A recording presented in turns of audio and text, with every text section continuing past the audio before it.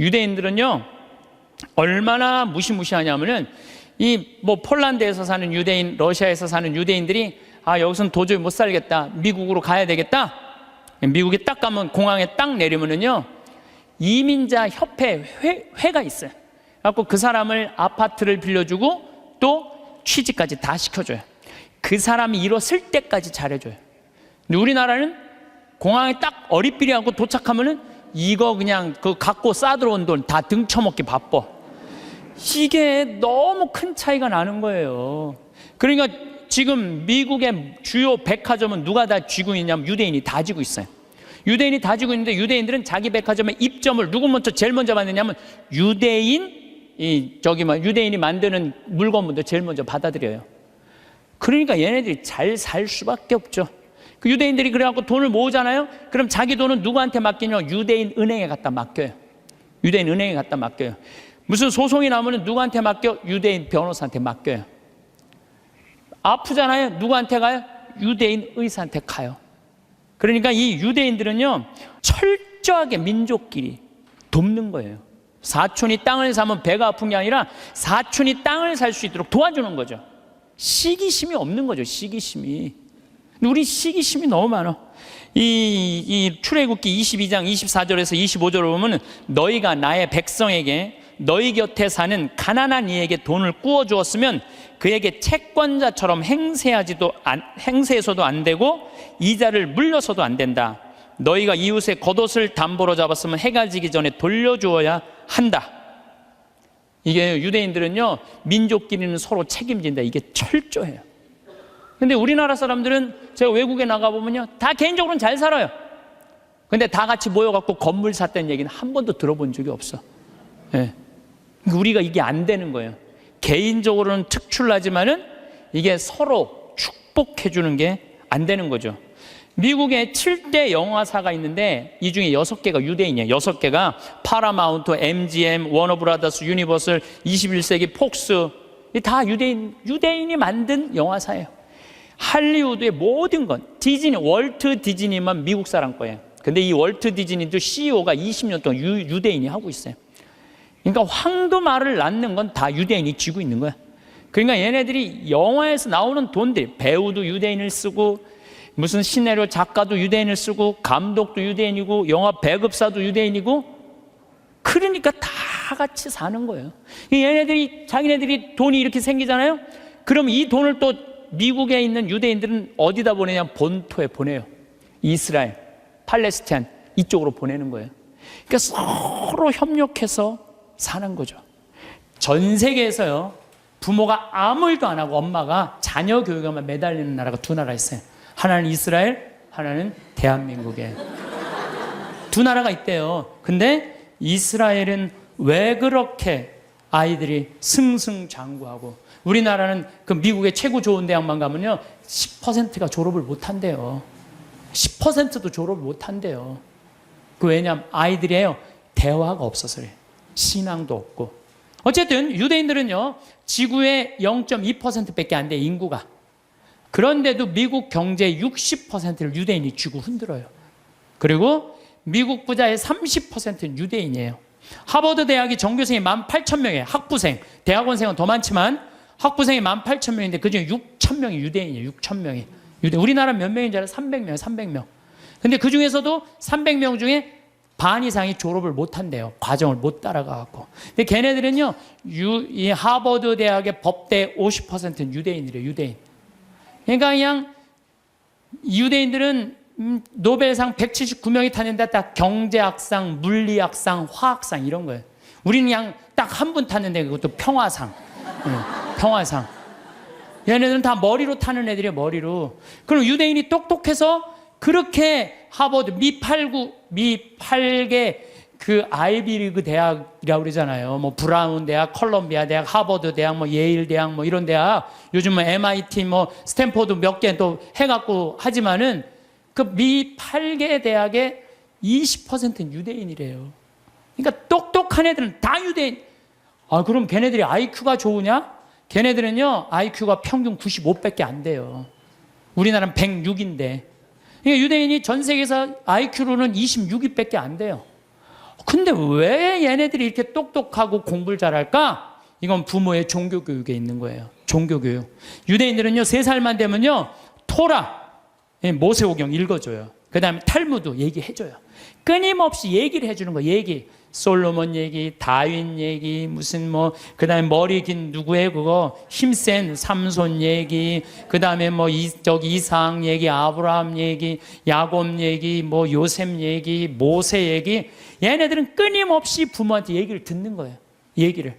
탈무드도 얼마나 부모한테 지혜로운 얘기를 많이 들어요. 뭐 배 타고 가는데 사람들이 자기 재물 막 자랑하니까 랍비가 나는 그런 거 하나도 안 부럽다. 당신 아무것도 없는데 뭐가 부러우냐? 난 머릿속에 재물이 있다. 그 무슨 머릿속에 재물이 있냐? 그러니까 배가 풍랑에 맞았는데 그냥 다 버리지 않으면은 배가 가라앉게 생겼으니까 재물은 다 버렸다. 재물은 다 버렸는데 그 랍비는 아무것도 안 버려도 항구에 도착하니까 머리에 지식을 가지고 선생이 돼갖고 먹고 산다. 진정한 재물은 뭐다? 지혜다, 지혜. 이런 걸 계속 얘기해 주는 거예요, 유대인들은.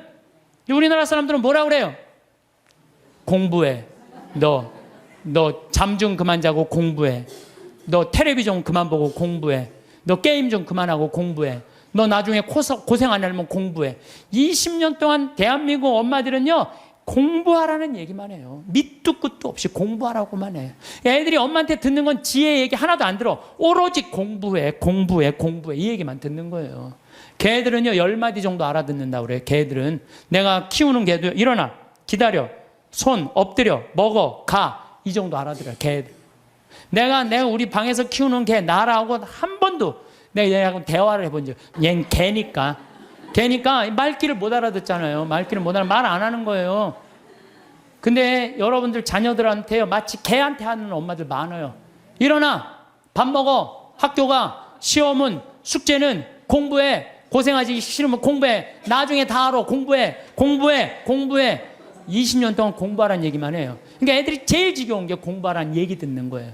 엄마가 유대인들은요, 왜 2000년 동안 떠돌아 다녀야 되는지, 왜 자기네들 이집트로 끌려가야 되는지, 어떻게 이집트에서 탈출했는지, 40년 동안 왜 광야를 떠돌아 다녔는지 다 얘기해줘요. 역사에 대해서. 애들이 역사를 다 아는 거예요. 근데 우리나라는 왜 남북으로 갈라졌어요? 해방을 했는데 북은 소련이 갖고 가고 남은 미국이 갖고 갔잖아요. 왜? 해방을 우리 자체적으로 못했잖아요. 독립 우리 자체적으로 한 게 아니잖아요. 소련이 진격하고 미국이 갖고 가니까 판 나는 거예요. 이 나라를 우리가 지키지 못한 거예요. 하다못해 1868년 이 일본은 천황을 중심으로 해갖고 나라를 통일을 해갖고 항공모함 비행기 만들 동안 우리 뭐 했어요? 사색당파 나눠줘갖고 이걸 왕으로 세울 거냐 저를 왕으로 세울 거냐 이러고 싸우다가 나라 뺏긴 거. 치욕의 역사를 갖고 있는 거예요. 그러니까 우리 정신 차려야 된다 이런 얘기 해야 하네요. 하나도 안 해요. 밑도 끝도 없이 공부해라는 밑도 끝도 없이. 왜 공부해라는 게? 우리가 북이 우리나라 뺏기면 종교도 자유도 다 없어진다. 이 나라는 우리가 지켜야 된다. 이런 얘기 해줘야죠. 우리 부모들이 오로지 공부하라고 그래. 공부하라는 얘기만 들은 애가 이제 대학교 법대를 갔어.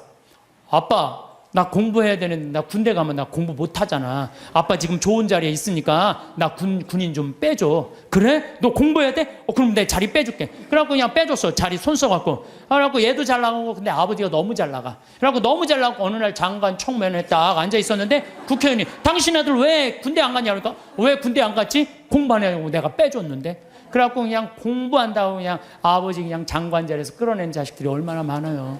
그렇지 않아요? 얘가 역사의식이 있고 부모가 역사의식이 있었으면 내 나라는 네 나라는 누가 지켜야 된다? 네가 지켜야 된다. 그럼 얘가 아버지 나 군대 갔다 올게요. 이 나라 내가 지켜야죠. 내가 앞으로 이 나라의 지도자가 될 건데 내가 지켜. 이 소리 할 거 아니에요. 부모가 그런 얘기 해요 안 해요? 하나도 안 해요. 오로지 공부해라는 얘기만 오로지. 너 하나 잘 되려면 공부해라. 내가 작년에 그 이제 갈릴레아까지 다 갔어요. 그랬더니 네게부 사막 체험을 또 데리고 가더라고요. 근데 거기 가보니까요, 고등학교 3학년 유대인 천재애들이 30명 정도 온 거예요. 근데 얘네들이요, 의대, 공군사관학교, 법대 합격한 애들이에요. 저녁에 모닥불을 피면서 내가 얘기를 했어요. 야, 니네들 우리나라는 남자만 군대를 2년 간다. 근데 니네들은 고등학교 졸업하자마자 저기만 남자 3년, 여자 3년. 얘네들은 고등학교 졸업하자마자 다 군대 가요. 3년씩. 그래서 이스라엘에 가보면요, 군인 애들이요, 거의 청소년 애들이에요. 고등학교 졸업하자마자 가갖고. 그래서 내가 니네들 진짜 군대 가는 거 원하느냐? 벌런티어 하는 거냐? 그랬더니 의대 합격한 애가 눈이 반짝거리면서 뭐래느냐? 우리는 6억 명의 이슬람 속에서 둘러싸여 산다. 근데 우리 600만 명이 살아남으려면 내 나라는 누가 지켜야 된다? 내가 지켜야 된다. 얘네들은 분명한 거예요. 근데 우리나라는요, 그런 역사의식, 민족의식, 주변 상황, 그런 게 하나도 얘기 안 해줘요. 오로지 공부해. 성당 너 공부하려면 성당 내가 6년 동안 너 관면해줄게. 성당도 안 나가고 공부만 하는 거, 역사도 모르고. 이게요, 결코 건강하게 키우는 게 아니에요. 신앙이라는 건요, 아무것도 아닌 것 같아도 신앙이 얼마나 중요한 건데. 그러니까 유대인, 아인슈타인, 에디슨, 프로이드, 스티븐 스피버그 다 유대인이에요. 근데 얘네들 다 자라면서 한 얘기가 다 부모예요. 유대인들은요, 삶과 신앙을 분리하지 않습니다. 제가 작년에 이스라엘 갔다 왔을 때 이스라엘에서 초청을 했으니까 보통 성지순례 갈 때는 성지순례 온 사람들끼리만 묶어갖고 호텔로 가잖아요. 근데 이번에는 전부 유대인들 머무르는 호텔을 다 갔어요. 근데 유대인들 머무르는 호텔도 또 완전히 오리지널 종교인들이 모이는 데가 있어요. 그래서 내가 하루는 내려가서 밥을 먹으려는데 잘못 찾아갖고 걔네들 간 데로 간 거예요. 분위기가 이상하더라. 다 머리에 이상한 거 쓰고 다른 데 앉아 있었어요. 그런데요, 제가 놀라운 장면을 봤어요. 아버지, 엄마, 아들, 딸들이 있는데 아들이 중학교 2학년쯤 돼보는 아이야. 머리에 키파라고 동그란 모자를 쓰고 모세오경, 토라를 걔네들은 성서를 읽으면서 흔들면서 읽어요. 이러고 계속 밤 나오기 전까지 계속 읽는 거예요.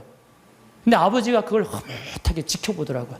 근데 저쪽에 식탁에 앉은 놈도 이러고, 저쪽에 있는 걔네들이요, 누구나 다 안식일 날 그날 이렇게 탁 이러고 성서를 읽더라고요. 우리나라에 지금 성당 다니는 애들이 밥 먹기 전에 어디 여행 가서 성서 이렇게 이러고 있는 애들이 있어요? 한 명도 없어요. 삶과 신앙이 분리되어 있는 거예요. 성당 따로, 세상살이 따로 하는 거예요. 근데 유대인들은 성당과 세상살이를 분리하지 않는 거예요. 저는 한번 부산에서 어디 강의를 가게 됐어요.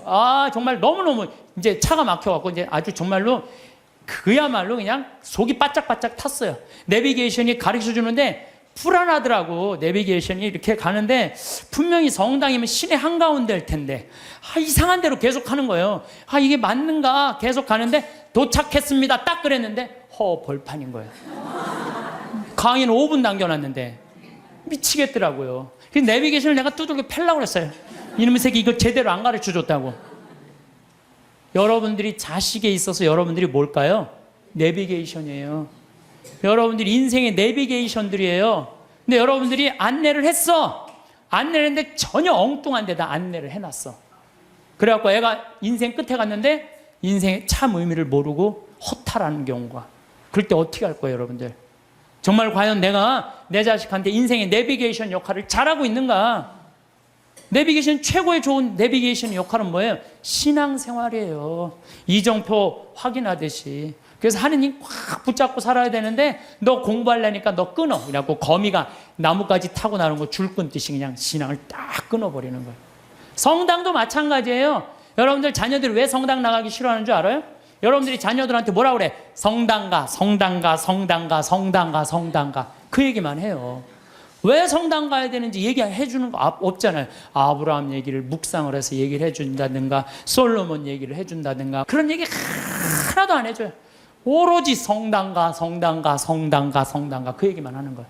근데 애들이 두 가지를 하기 싫은 거예요. 성당 가고 공부하는 거. 이거 두 가지가 싫은 거야. 네. 두 가지를 안 하는 거예요. 이유를 얘기해 줘야 될 거 아니야. 왜 성당 가야 되는지, 왜 공부해야 되는지. 이유를 안 해주고 무조건 그냥 성당 가, 공부해, 이야기.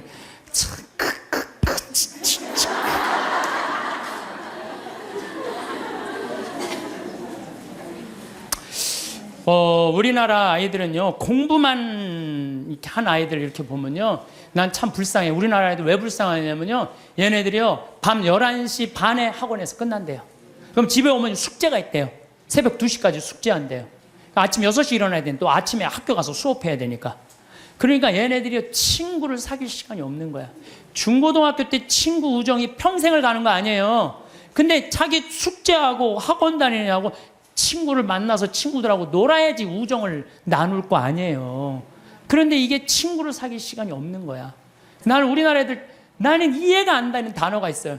아니, 학기 중에 새벽에 학교가, 밤중에 자율학습회, 학원과 새벽 2시까지 숙제, 방학 때 무슨 보충 수업을 또 해. 얘네들이 뭐가 모자란다고 보충 수업을 하냐고요. 방학 땐, 방학이라는 단어를 그럼 쓰지. 방학이라는 건 배우락을 놓을 방자를 쓰는 거예요. 공부하는 걸 놓는 게 방학이에요. 근데 이때 또 그냥 정말로 이게 정말 너무 답답해. 너무 답답해. 그러니까 아이들이요. 근데 우리나라가 그렇게 공부를 해도 효과가 좋으냐? OECD 국가 중에 우리나라가 학업 성취도가 24위예요. 30개 나라 중에. 잘 사는 나라. 핀란드, 내가 핀란드, 덴마크 다 다녀왔어요. 근데 걔네들은요, 오후 3시면 집에 다 가요. 엄마 아빠하고 같이 놀고 대화해요. 대화하는 게요, 공부하는 것보다 훨씬 교육 수준이 좋대요. 걔네들은 정말로, 걔네 성취도 1위예요. 오후 3시면 다 집에 가요. 부모하고 얘기해요. 그래 애들이 사람 냄새가 나는 거야. 사람 냄새가. 근데 우리나라는요, 사람 냄새가 안 나요. 애들이. 나는 길거리에 눈 허옇게 뜨고 돌아다니는 애들 이해가 돼요. 아니 그러는데 허옇게 안 뜨고 다니는 애들 어디 있어? 아, 태어나서 공부해 이 얘기만 그냥 태어나갖고 좀 산 좀 보려고 그러면 엄마가 그냥 정신 나가면 그냥 창문에다 가나다라 마바 차탁 갖다 누워서 모빌이 돌아가는데 기억니을 지글리글이 돌아가고. 아니 이런 애들이 중고등학교 돼갖고 제정신으로 다니는 애들 어디 있어요? 눈 허옇게 뜨고 어른이 몸만 눈 뒤집어 뜨고 흰 눈동자 95% 까만 눈동자 5%. 나는 요즘 애들 폭력적이고 반항적인 거 이해가 돼요. 당연히 그렇게 만드는 거 지금. 애들 정서적으로 잘 키워야 될 거 아니에요. 저는요, 중고등학교 때 내가 성당 다녔는데 성당 생활이 주야. 학교는 취미예요, 취미. 수업만 끝나면 무조건 성당 갔어요. 수업만 끝나면. 예술제 한다고. 나는 유대철 역할 했어요. 어렸을 때 유대철 성인 역할, 연극하고 기도하고 아이들끼리 모여서 누구 위해서 기도하고 또 뭐 여름에 좀 캠핑 간다면 한 달 내내 물건 준비하고 또 친구들끼리 싸우고 화해하고 이러면서 우정이 쌓이는 거예요. 그 성당에서도요, 우리는 성가 화음 마친다고 8명이 모이면요, 뭐 테너 저기 베이스 이게 하면서 애들 8명이 성가하고 그랬어요. 학교에서도. 나만 그런 게 아니에요. 우리 중고등학교 때는 토요일 날, 일요일 날이면 다 교회, 다 성당, 다 절에 갔어요. 그러니까 애들이 신앙생활이 기본이었어요. 그 중고등학교 때 신앙생활이라는 건 뭐냐면 거룩한 거에 깃들이는 거예요. 그러니까 우리 친구들 중에 12명이, 남자애들이 12명, 남자, 여자 한 20, 30명 됐는데 남자들이 12명, 그중에 6명이 신학교 간다고 그랬어요. 그중에 3명이 신학교 갔어요. 하나는 외방선교회, 하나는 이번에 무슨 안식년 끝나고 난 다음에 그동안 쭉 교도소 사목하다, 하나는 환경하고, 나머지 3명도 하나는 아마 내가 정말 존경하는 친구인데 학교 선생님, 아마 학교에서도 정말 열심히 해.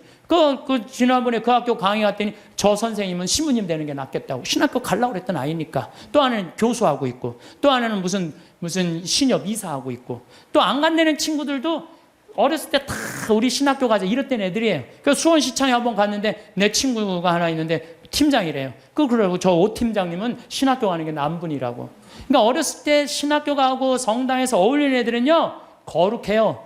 거룩하고 정의로운 곳에 맛을 들여요. 여러분들 신문지에다가 생선을 싸면요, 비린내가 나요. 신문지에다가 향을 싸면요, 향이 나게 돼 있어요. 애들한테 공부해 이것만 하면요, 애는요 자기만 알게 돼 있어요. 경쟁만 할 줄 아는 거예요. 서로 친구끼리 화목하게 협동하고 이러는 게 없어요. 지금 애들은 그냥 나만 공부하면 되는 거야. 그러니까 얼마나 세상이 각박하냐 이거예요. 그러니까 난 우리 중고등학교 때 성당 다니는 애들, 교회 다니는 애들, 절 다니는 애들, 정말 열심히 한 애들이 학교에서도 공부도 다 잘했어요. 보면은. 근데 그게 어느 순간인가 자율학습 학원에 다 뺏겨버린 거야. 그러면요, 공부는 잘할지 모르지만 나라는 안 건강해요. 왜? 중고등학교 때 신앙을 통해서 거룩한 가르침을 들은 애들은요, 저는 불교 가르침이든 천주교 가르침이든 개신교 가르침이든 종교라는 건 최고로 높은 가르침이에요. 그 가르침을 듣고 자라는 애들은 달라요. 달라도 뭐가 달라요. 근데 그냥 아무것도 지금 애들이 성당 가서 성서를 제대로 들어요. 자기네들끼리 토론을 해요. 아무것도 안 하잖아요.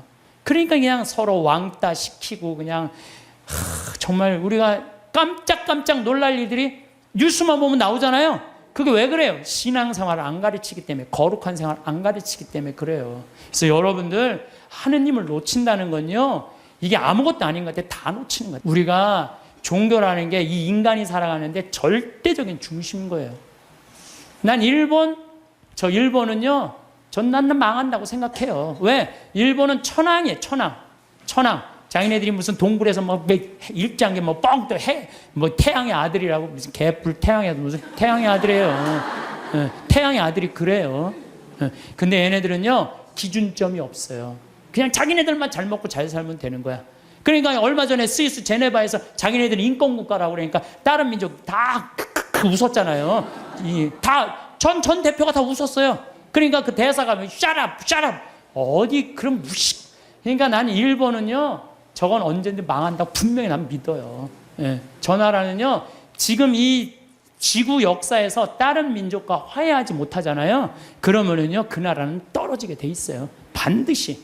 근데 저거 우리 용서도 청하지 않고 독일은요, 끝까지 남아있는 마지막 한 사람까지 다 보상하겠다는 거 아니에요.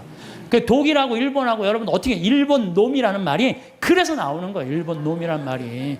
예. 왜? 이게 국가적인 양심의 반성을 안 하는 거예요. 정말로 창피한 나라예요, 저 나라. 근데 저 일본은요, 정말 지독해요. 자기네들이 저렇게 하자면 살자면 저 지독한 놈들이야. 근데 난 저런 식으로 앞으로 세계에선 절대 인류 국가 못 되는 나라예요. 저 일본은 하류예요. 아무리 자기네들이 기술이 좋아도 하류예요, 하류. 북한은 어때요, 북한? 김일성이 아버지 아니야, 아버지. 근데 김일성이 정말 높은 가르침을 줬어요? 지금 북한 주민들 굶어 죽어요. 우리 집에 내 탈북자 한 분 지금 근무를 하고 계세요. 생선을 못 먹어요. 먹어봤어야지. 고기를 못 먹어. 고기를 먹어. 심지어 계란도 못 먹어. 먹어본 적이 없는데. 하느님을 빼버리고는요, 절대 나라가 건강할 수가 없어요. 저 나라는, 아니 저게 말이 돼요? 저 북한, 여러분들 북한 지금 말이 된다고 생각하세요? 국민들은 다 굶어 죽는데, 참 답답한 노릇이에요. 예. 그래서 여러분들 우리가요, 하느님을 꽉 붙잡고 살 때 양심의 소리를 들을 수 있는 거예요. 양심의 소리를 들을 수 있고, 인간이 잘못하다가도 하느님이, 예수님이 이건 아니다, 성서에 다 나와 있잖아요, 이건 아니다, 그러면 그래 우리가 이렇게 잘못했지. 독일 사람들이 그래서 반성하고 자기네들 회개하고 그러는 거 아니에요. 근데 일본은 누가 반성 회개 기준이 없어. 기준이 그냥 저렇게 나가고 있는 거예요. 예, 나는 일본은 반드시 망한다고 난 믿어요. 예, 반드시 망할 거예요. 예, 저 나라는.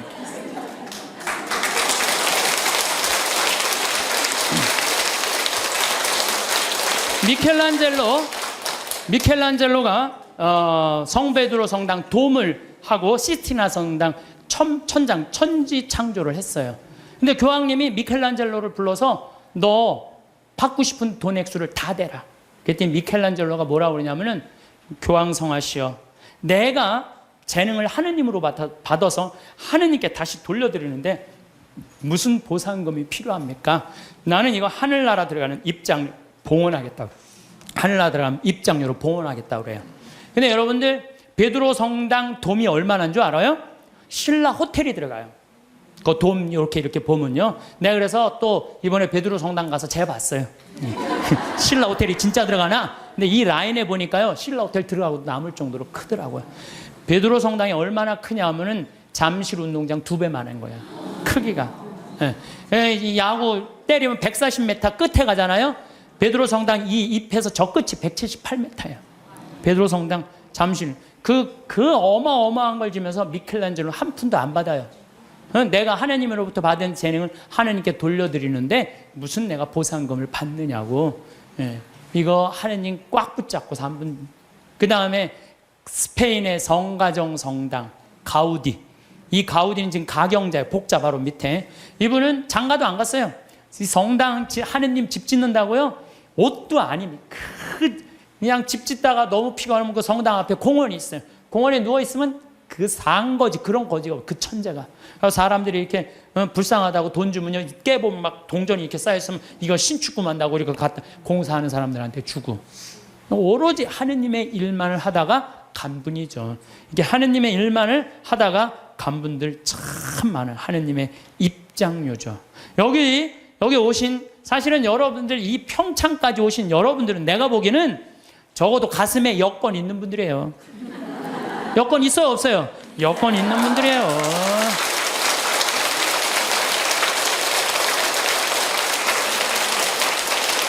그래서 여러분들은 돌아가실 때 어떻게 돌아가실 수 있어?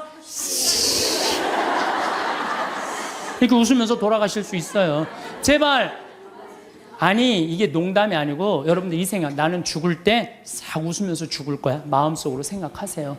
이 세상 원도 한도 없이 열심히 살고 하느님 뜻 따라 살다가 죽을 때 난 이제 무슨 비행기 타고 가는 거야? 여러분들 비행기 다 통과하고 비행기 딱 타면 기분 좋아요, 안 좋아요?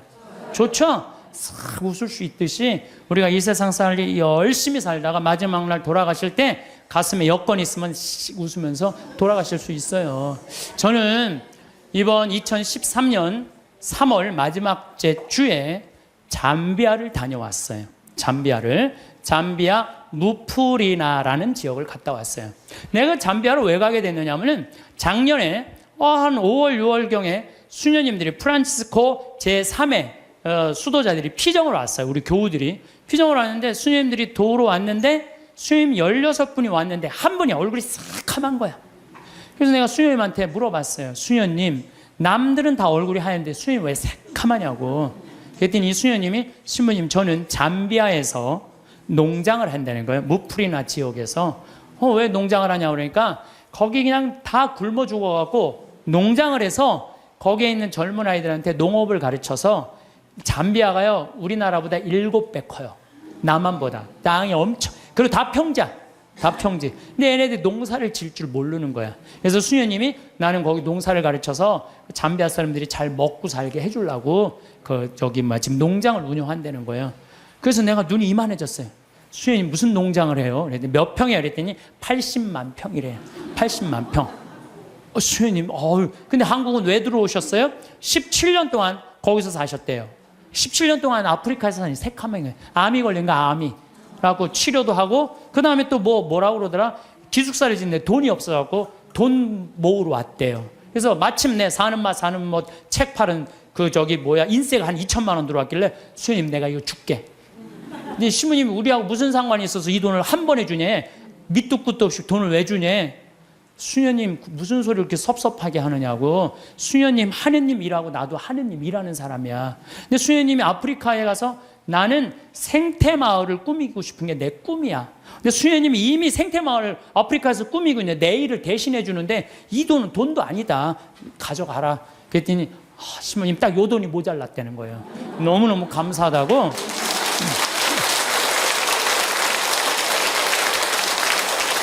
그래서 내가 수녀님한테 이거는 세 발의 피다. 이건 시작이다. 수녀님 앞으로 필요한 거 다 얘기해라. 내가 다 도와주겠다. 수녀님 도대체 우리한테 왜 이러시는 거냐고. 걱정하지 말아라. 수녀님 내가 원래 아프리카의 생태마을 꾸미고 싶은 게 내 꿈이다. 근데 이미 수녀님이 하고 있으니까 내가 아프리카에 굳이 안 가도 수녀님만 도와줘도 될 것 같다. 그래서 이번에 이제 3월 달에 아프리카를 갔어요. 근데 갔는데 그냥 갈 수 있어요? 의사 선생님들, 치과 선생님 셋, 위생사 선생님 셋, 그 다음에 대학 자원봉사자들, 그 다음에 설계사 선생님 다 해갖고 20명 데리고 갔어요. 가갖고 농업학교에 기자재, 대학으로 승진하는 데는 기자재가 필요하대요. 2천만 원어치. 그랬더니 또 거기는 에이즈 환자가 16,000명인데 2,000명이 에이즈 환자래. 무프리나 지역에 16,000명의 주민이 사는데 2,000명이 에이즈래. 거기 영양제가 없어갖고 약을 못 넣는데 그럼 거기 또 500만 원. 또 학교 타타샤라고 학교에 가보니까 학교에 또 타타샤 아주 여러 지역이 있더라고. 병원, 학교, 고아원을 다 운영을 하더라고. 학교에는 학생 하나가 10권을 가지고 공부를 한대. 책 살 돈이 없어갖고. 그래갖고 그 수녀님 내가 책 다 사줄게. 그래갖고 책 다 사주고 오고. 그 고아원에는 또 우유를 못 먹어갖고 말라리아가 걸려도 약을 못 맞는데요. 그 우유값 다 대주고 오고. 그래갖고 한 5천만 원씩 대주고 왔어요. 대주고 왔는데 가보니까 80만 평의 농사를 짓는 게 아니라 2만 평밖에 못 짓더라고, 수녀님이. 그래서 수녀님, 내가 돌아가갖고 2억을 드리면 포크레인, 그 다음에 트랙터를 다 사갖고 오겠더라고요. 내가 가갖고 2억을 모아갖고 내년 7월에 내가 하겠다. 그랬더니 수녀님 눈이 이만해지는 거예요. 수녀님이 나한테, 수녀님 도대체 우리한테 왜 이러느냐고. 수녀님, 나는 많은 수도자들을 봤지만 이렇게 아프리카에서 16년 동안 나오지도 않고 딱 가면 거기서 사는 거예요, 그냥.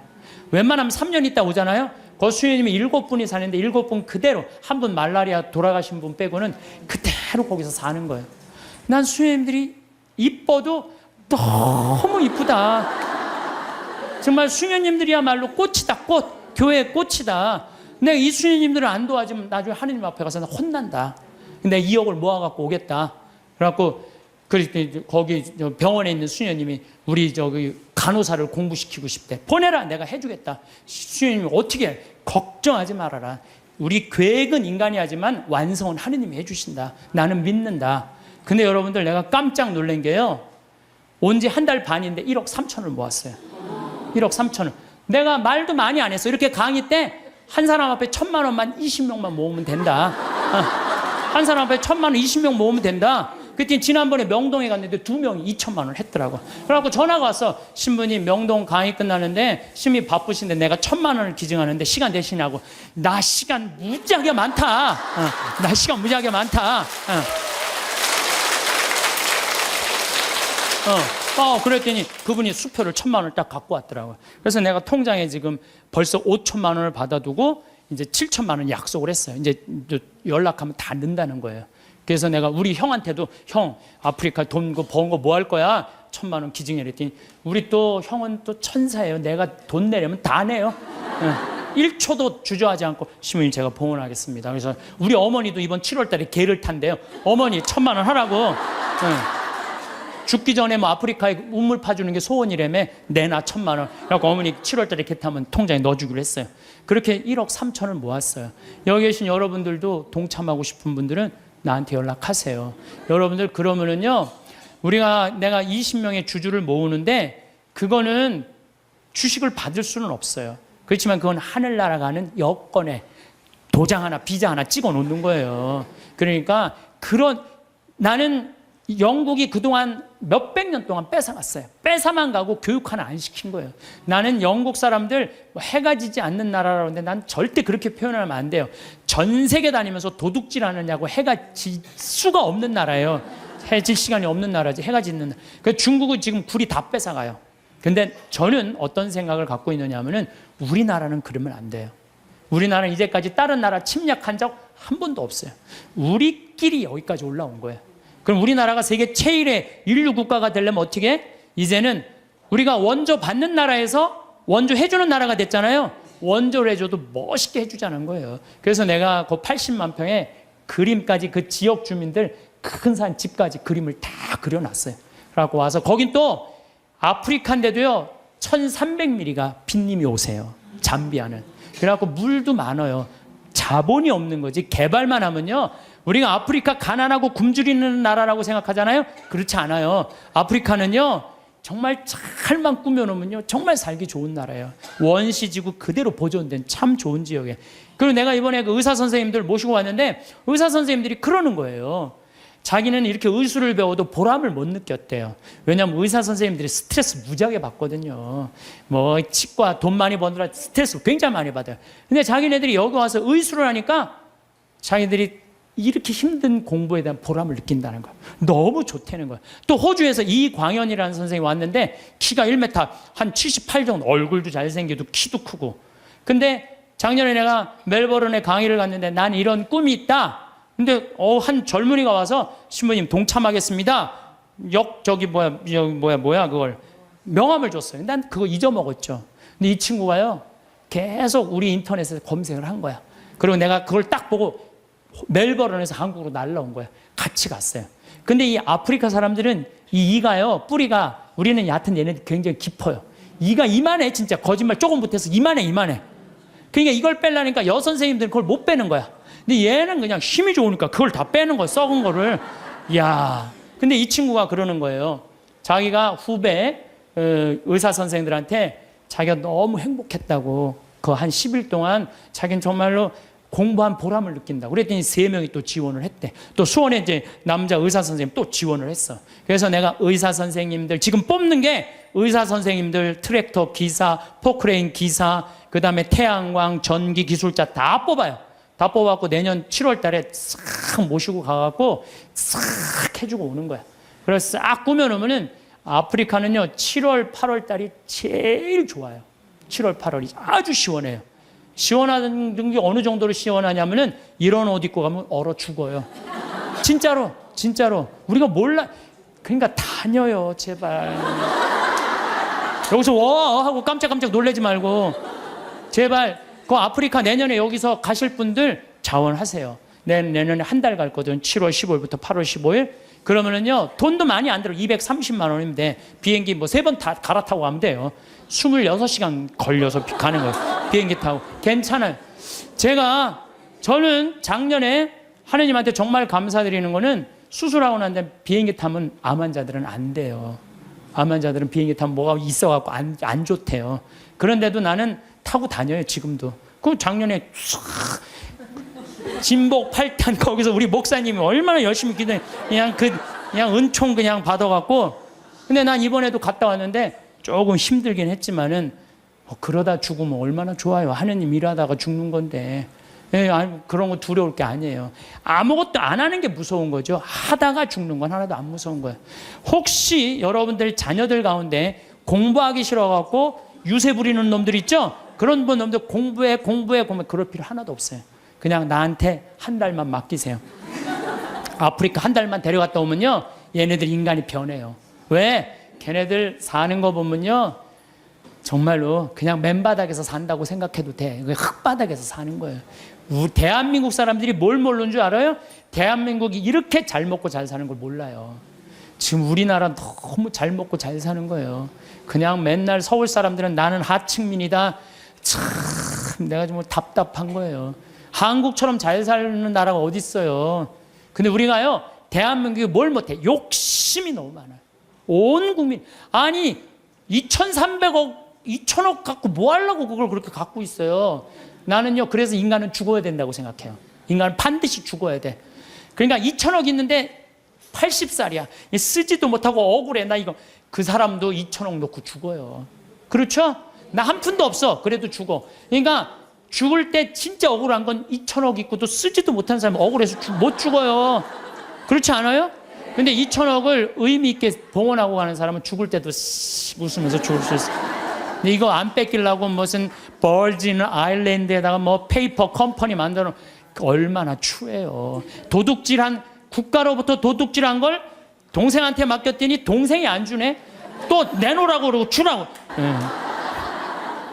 여러분들 우리는 하느님으로부터 받은 거니까 하느님께 되돌려줘야 돼요.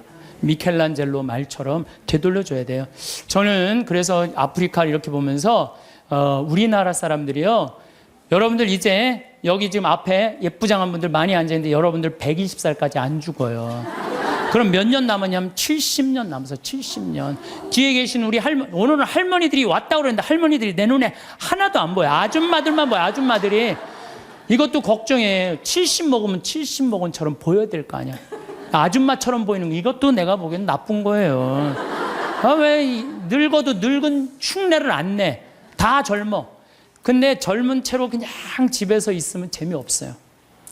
이미 독일 사람들, 미국 사람들은요 50, 60 되면요 아프리카 가서 2년, 3년 살다가 가요. 봉사활동하고. 그러면서 자기의 삶이 풍요로워지는 거예요.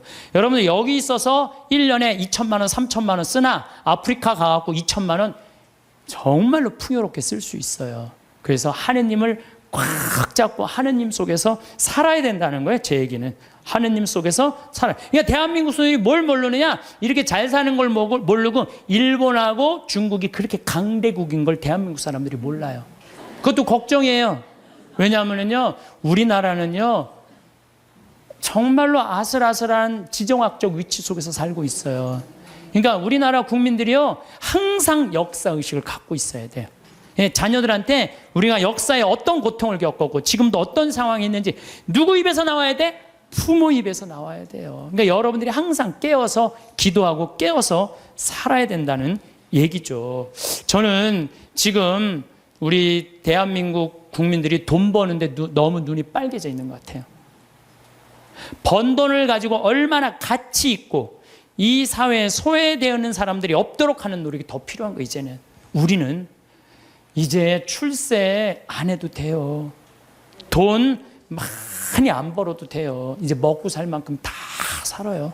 제가 이제까지 환경 문제 때문에 뭐 또 아프리카 자원봉사 다닌다고 다녀보면은요, 우리나라는 잘 먹고 잘 사는 거예요. 이거를 의미 있게 쓸 줄을 모르는 거지, 출세도 이 정도만 하면 됐어요.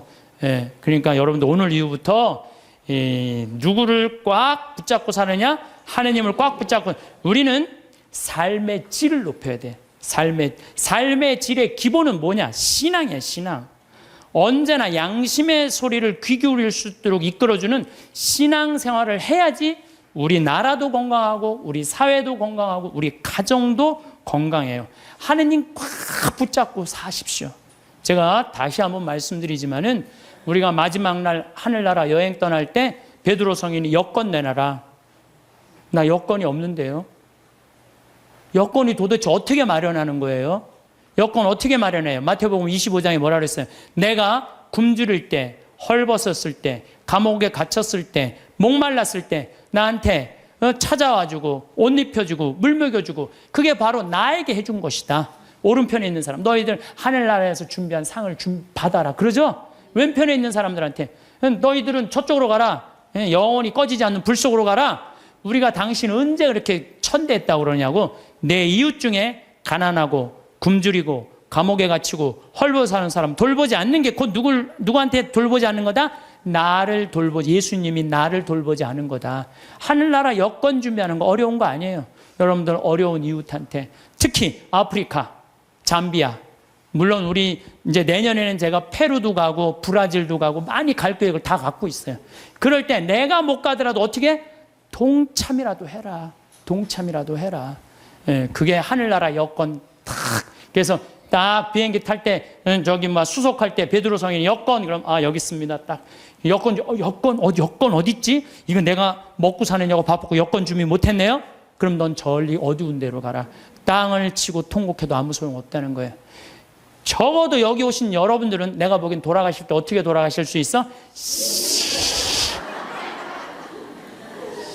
정말로 여러분들 돌아가실 때 난 이제 누구 만나러 간다? 예수님 만나러 간다. 하느님 만나러 간다. 내 여행은 환상적일 것이다. 그런 마음으로 여러분들 사시면 이 세상에서도 즐겁고 저 세상에도 즐거울 거예요. 그래서 여러분들 돌아가실 때 웃으면서 돌아가시기를 바라겠습니다. 살다 보면 한 번쯤은 들어본 이야기가 있습니다. 유대인은 돈을 잘 번다더라. 유대인은 장사에 능하다더라 하는 말입니다. 이런 이야기를 들을 때마다 문득 궁금해집니다. 정말 그럴까? 그들은 태어날 때부터 특별한 재능을 가지고 있는 걸까? 아니면 우리가 모르는 비밀이 있는 걸까? 사실 답은 의외로 단순합니다. 그들이 특별해서가 아니라 그들이 살아온 방식이 달랐기 때문입니다. 유대인들은 긴 역사 동안 자신들의 땅을 가지지 못했습니다. 이곳저곳을 옮겨 다니며 살아야 했고 어느 곳에서도 완전히 뿌리를 내릴 수 없었습니다. 농사를 짓기 위해 땅을 일구고 집을 사서 대대로 물려주는 일은 그들에게 허락되지 않았습니다. 언제 또 떠나야 할지 모르는 삶이었기에 그들은 자연스럽게 가볍게 가지고 다닐 수 있는 것들에 관심을 두게 되었습니다. 금이나 보석처럼 작지만 가치 있는 물건, 그리고 돈과 장사하는 기술 같은 것들이었습니다. 이런 환경 속에서 그들은 돈을 다루는 일에 익숙해질 수밖에 없었습니다. 땅이나 집처럼 큰 재산을 가질 수 없었기에 가진 돈을 어떻게 지키고 불릴지 깊이 고민하게 되었습니다. 돈을 잃으면 다시 일어서기가 너무 어려웠기 때문입니다. 그래서 그들은 돈을 소중히 다루는 태도를 자연스럽게 몸에 익히게 되었습니다. 이것은 누가 가르쳐 준 것이 아니라 살아남기 위해 스스로 터득한 지혜였습니다. 환경이 그들을 돈의 전문가로 만든 셈입니다. 여기서 흥미로운 점은 그들이 돈을 단순히 많이 벌려고만 하지 않았다는 것입니다. 오히려 잃지 않는 것에 더 집중했습니다. 많이 버는 것보다 가진 것을 지키는 것이 먼저라고 생각했습니다. 이런 생각의 차이가 결국 큰 차이를 만들어냈습니다. 한 번에 큰 돈을 벌려다가 모든 것을 잃는 사람과 조금씩이라도 꾸준히 지켜나가는 사람의 차이 말입니다. 시간이 흐르면 결국 후자가 더 많은 것을 가지게 됩니다. 그렇다면 그들은 구체적으로 어떻게 돈을 다루었을까요? 첫 번째는 작은 돈도 함부로 쓰지 않는다는 것입니다. 우리가 어릴 적 어른들께서 하시던 말이 있습니다. 푼돈이 티끌이고 티끌이 모여 태산이 된다는 말입니다. 유대인들도 정확히 이런 생각을 가지고 살았습니다. 필요 없는 물건은 사지 않았고 쓸 돈과 남겨둘 돈을 미리 나누어 두었습니다. 당장 쓰고 싶은 마음이 들어도 참았습니다. 나중을 위해서였습니다. 이것은 한두 번의 선택이 아니었습니다. 매일, 매 순간 이렇게 살았습니다. 그러니 어느새 손에 쥔 돈이 조금씩 쌓이기 시작했습니다. 남들이 보기엔 너무 인색하게 보일 수도 있었을 것입니다. 하지만 그들은 흔들리지 않았습니다. 왜냐하면 그들은 알고 있었기 때문입니다. 조금씩이라도 쌓이면 언젠가는 큰 힘이 된다는 것을, 작은 돈이라도 지키지 못하면 결국 아무것도 가질 수 없다는 것을 말입니다. 그들이 작은 돈을 아낀 것은 단지 인색해서가 아니었습니다. 그것은 미래를 준비하는 방법이었습니다. 오늘 1,000원을 아끼면 내일 10,000원이 되고 그것이 쌓이면 1,000,000원이 됩니다. 1,000,000원이 쌓이면 1,000,000원이 되고 그것은 위기가 왔을 때 나를 지켜주는 방패가 됩니다. 그들은 이것을 알고 있었습니다. 돈은 많이 벌어서 자랑하기 위한 것이 아니라 어려울 때 나를 지켜주기 위한 것이라는 사실을 말입니다. 두 번째는 위험한 일을 피한다는 것입니다. 그들은 한 번에 대박을 터뜨리려 하지 않았습니다. 대신 천천히 하지만 확실하게 가는 길을 택했습니다. 로또를 사서 일확천금을 노리는 대신 안전한 곳에 돈을 맡기는 것을 선택했습니다. 위험한 투자로 큰 돈을 벌 수도 있지만 그만큼 모든 것을 잃을 수도 있다는 것을 잘 알고 있었기 때문입니다. 우리 세대가 은행 정기예금을 믿고 꾸준히 넣으면 든든하다고 생각했던 것과 비슷합니다. 이자가 많지 않아도 절대 잃지 않는다는 안정감이 있었습니다. 유대인들도 마찬가지였습니다. 느리더라도 절대 망하지 않는 길을 걸었습니다. 조급하게 서두르지 않았고 한 번에 모든 것을 걸지도 않았습니다. 조금씩 착실하게 잃지 않는 것을 최우선으로 삼았습니다. 그래서 시간이 지나면 지날수록 쌓인 것들이 무너지지 않고 단단해졌습니다. 이런 태도는 단순히 소극적인 것이 아니었습니다. 오히려 매우 적극적인 선택이었습니다. 위험을 피한다는 것은 겁이 많아서가 아니라 지혜로워서입니다. 세상에는 달콤한 유혹이 많습니다. 빨리 돈을 벌 수 있다는 이야기, 큰 이익을 얻을 수 있다는 제안들이 끊임없이 들려옵니다. 하지만 그들은 그런 유혹에 쉽게 넘어가지 않았습니다. 대신 차분하게 따져보았습니다. 이것이 정말 안전한가, 잃을 수도 있는가, 잃었을 때 감당할 수 있는가를 말입니다. 그리고 조금이라도 의심스러우면 손을 대지 않았습니다. 이런 신중함이 그들을 지켜주었습니다. 남들이 욕심을 부리다가 모든 것을 잃을 때 그들은 여전히 자신의 자리를 지키고 있었습니다. 느리지만 확실한 길을 걸었기에 결국에는 더 멀리 갈 수 있었습니다. 세 번째는 배운 것을 바로 실천한다는 것입니다. 유대인들은 공부를 중요하게 여깁니다. 하지만 그들은 배운 것을 머릿속에만 담아두지 않았습니다. 배운 즉시 생활에 적용했습니다. 예를 들어 경제에 관한 이야기를 들으면 바로 자신의 돈 관리에 활용했고 장사 방법을 배우면 다음 날부터 실천에 옮겼습니다. 지식을 쌓는 것도 중요하지만 그보다 더 중요한 것은 그것을 삶 속에서 써먹는 것이라고 생각했습니다. 그래서 그들은 시간이 갈수록 실력이 쌓였습니다. 한 번 배운 것은 몸에 익혀서 자연스럽게 행동으로 나왔습니다. 실수를 통해 배우고 성공을 통해 확신을 얻었습니다. 이런 과정이 반복되면서 그들의 경제적 감각은 날카로워졌고 돈을 다루는 솜씨는 더욱 정교해졌습니다. 배움과 실천이 하나로 이어지면서 그들의 재산도 함께 자라났습니다. 여기서 중요한 것은 배움이 어떤 형태였든 상관없다는 점입니다. 거창한 공부가 아니어도 됩니다. 누군가의 이야기를 듣고 좋은 점을 발견하면 그것을 실천하는 것, 실패를 경험하고 다음엔 다르게 해보는 것, 작은 성공을 통해 방법을 익히는 것. 이 모든 것이 배움입니다. 유대인들은 이런 일상적인 배움을 놓치지 않았고 그것을 즉시 자신의 것으로 만들었습니다. 그렇다면 우리는 이 이야기에서 무엇을 얻을 수 있을까요? 유대인처럼 살자는 이야기가 아닙니다. 그들의 역사나 문화를 따라할 필요도 없습니다. 다만 그들이 돈을 대하는 태도, 그 안에 담긴 원리만큼은 충분히 참고할 만합니다. 그것은 아주 단순합니다. 작은 돈도 함부로 쓰지 않는 것, 위험한 일은 피하는 것, 그리고 배운 것은 바로 실천하는 것입니다. 이 원리들은 특별한 능력이 필요한 것도 많은 재산이 있어야만 할 수 있는 것도 아닙니다. 누구나 오늘부터 시작할 수 있습니다. 쓸데없는 물건 하나를 덜 사는 것부터 시작할 수 있습니다. 위험해 보이는 제안에 쉽게 흔들리지 않는 것부터 시작할 수 있습니다. 좋은 이야기를 들었을 때 그냥 흘려보내지 않고 내 삶에 적용해보는 것부터 시작할 수 있습니다. 중요한 것은 화려한 시작이 아니라 꾸준한 실천입니다. 유대인들이 부자가 된 것도 하루아침에 일어난 일이 아니었습니다. 매일매일 작은 선택들이 쌓이고 쌓여서 큰 결과를 만들어낸 것입니다. 하루는 별것 아닌 것처럼 보여도 한 달이 모이고 1년이 모이면 달라집니다. 그리고 그것이 계속 이어지면 삶 전체가 달라집니다. 우리는 종종 거창한 변화만 생각합니다. 큰 돈을 벌어야 한다. 대단한 일을 해내야 한다고 생각합니다. 하지만 진짜 변화는 작은 습관에서 시작됩니다. 오늘 하나를 바꾸면 내일도 바뀝니다. 그것이 모여 한 달이 되고 한 달이 모여 1년이 됩니다. 유대인들이 우리에게 보여준 것도 바로 이것입니다. 특별한 비법이 아니라 꾸준한 실천, 화려한 성공이 아니라 흔들리지 않는 원칙이었습니다.